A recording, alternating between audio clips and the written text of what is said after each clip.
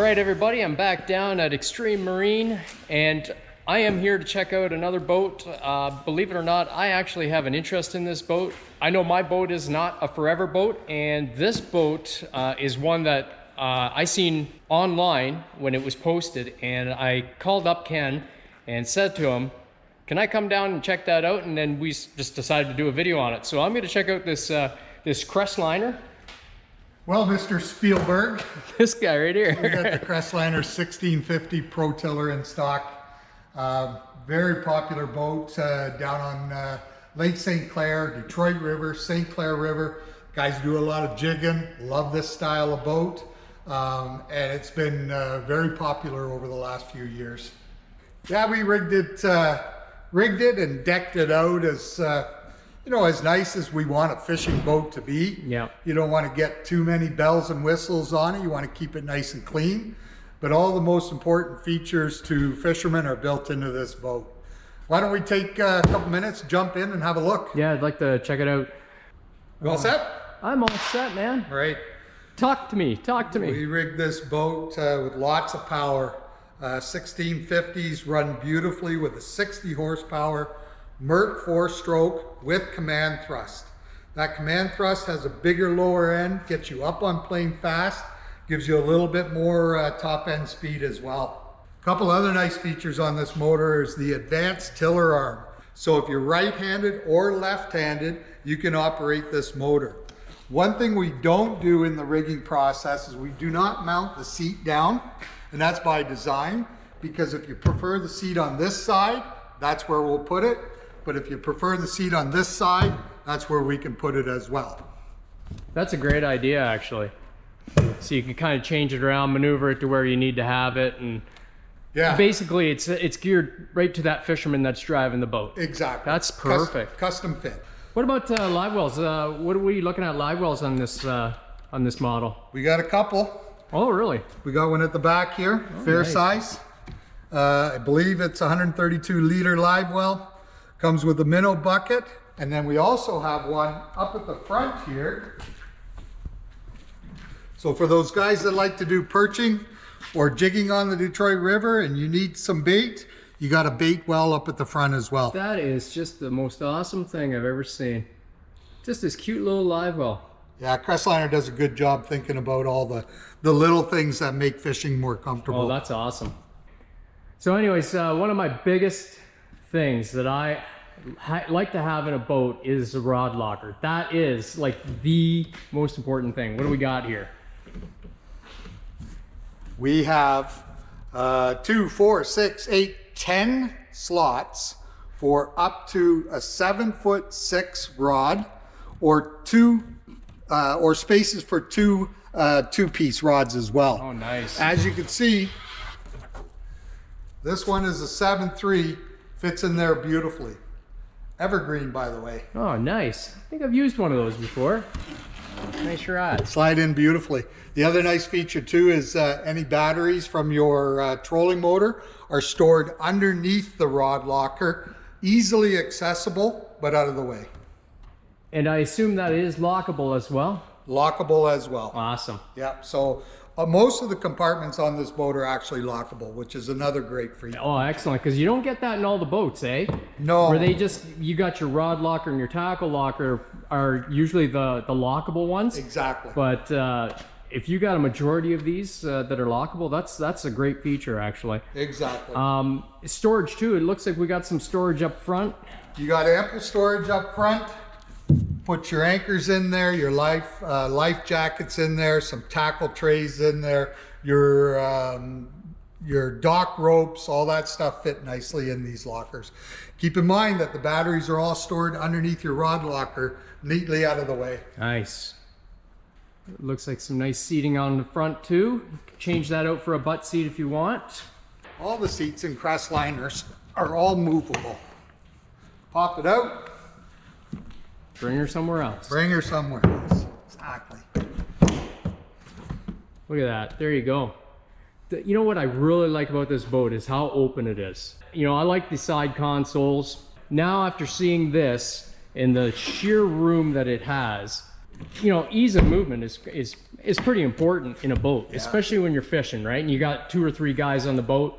You got to go net a fish. You like some space too. You wouldn't think this was a 16-foot boat with the amount of deck space that you have at the front here. If you like to jig, or you're a caster for smallmouth bass, or you like flipping, you have the ample space up at the front to be able to do all that. That's a good sized deck, absolutely. How they built in the console on these boats is also always taking into consideration movement in the boat, being able to easily fish in any position. So where they built your access point for your graph, so you can put up to a 12-inch graph in this slot. This tray pops out, this tray slides in, easy access to your graphs. Underneath you have tackle trays. Well, you look at that, eh? Great idea, just keeping some stuff close by of a lot of the stuff that you use most often. Yeah, I think I would need one that's a little bit bigger than that. Yeah. But it works very, very well. Absolutely. And then a little accessory tray as well, which is also lockable. And then all your power, also easily accessible, and an upgraded Bose stereo system. Sweet. Got your auxiliary inputs, all your switches, cup holders. That's a great little setup right there. Yeah. I like that. Very handy and very accessible. Yeah. I did notice there's a gas fill up at the front here too. Oh yeah, look at that right here. Yeah, Nice. Typically they're at the back, but again, to make life easy for our fishermen, they mount it off to the side, so you're right by your gas tank. It's perfect for the type of fishing I do. Some of the YouTubers I follow as well, they have tiller style boats, and the ample room that they have with a tiller design boat to do all that they do, it's gold right there. Yeah, and a lot of people think, geez, you know, is 60 horsepower enough power for this boat? Trust me, it's ample. 1650 with a 60 CT on it. We'll run 30, 35 miles per hour, depending on how many guys and gear you have in your boat. That's So pretty good. You're cruising nicely out there. That's pretty good on a tiller. You gotta appreciate that. Yeah. For guys that are wondering if you could use this boat on Lake Erie for trolling, absolutely, but always be cautious of the weather. Oh, another cool thing I just noticed. Your rod latches. Forgot about those. Look at that. Sweet. Now you can lay some rods along there. Yeah, that's nice so they don't blow out of the boat. I like that. Your 3700 tray sits underneath the gunnel here so that it doesn't fly out. But you could put, I think, either 3 or 4 of them in. Well, that's a great idea, actually. Yeah. Nice having that from these oh, yeah, look at that. Sit underneath there like that. Perfect. So you get 1, 2, 3 trays in. Easy access instead of going into the Yeah, I mean, it keeps this area free for stuff that you don't necessarily need to get at. Yeah, very for much, sure. right? But even these lockers themselves are pretty darn big. Yeah. Yeah, definitely lots of room in them for sure. Yeah, you look at the height, Yeah. right? Lots of depth, lots of storage. Lots of lockable storage. That's what I really like, hey?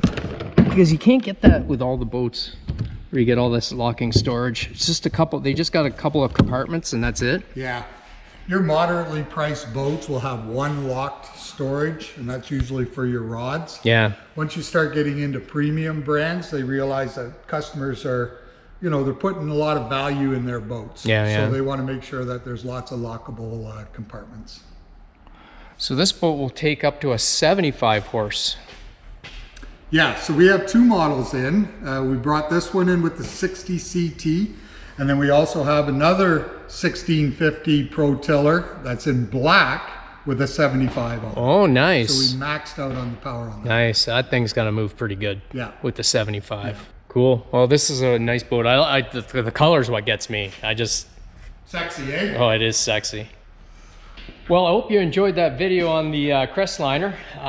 This 1650 is a nice boat, and like I said before, I've been considering going back to a tiller style boat. This is definitely something I would consider at buying in the future, and hopefully I can make it happen because this thing is just chalked up with some beautiful features. Absolutely love it. Thanks again, Ken.